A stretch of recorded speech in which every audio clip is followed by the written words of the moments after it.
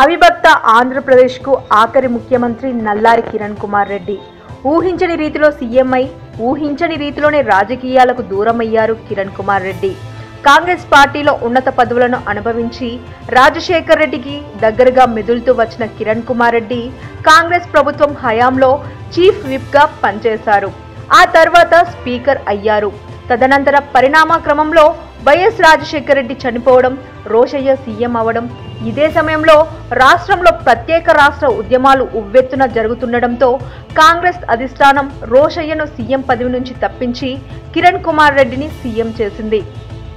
తదనంతర క్రమంలో రాష్ట్రంలో రాష్ట్రపతి పాలన విధించడం, ఆంధ్రప్రదేశ్ని 2 రాష్ట్రాలుగా విభజించడంతో కిరణ్ కుమార్ రెడ్డి రాజకీయాలకు దూరమయ్యారు.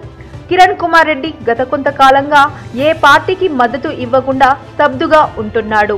అయితే కిరణ్ కుమార్ రెడ్డి గతంలో బీజేపీ పార్టీలో చేరబోతున్నారని వార్తలు వచ్చాయి.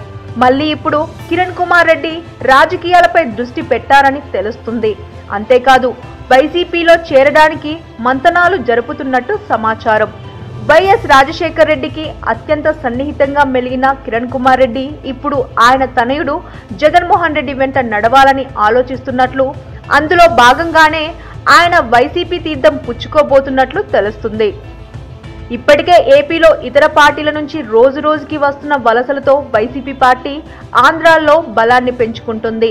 ఇప్పుడు కిరణ్ కుమార్ రెడ్డి వైసీపీలో చేరితే ఆ పార్టీకి అదనపు బలం చేకూరినట్టే అంటున్నారు రాజకీయ విశ్లేషకులు. For more interesting updates, please subscribe to our channel.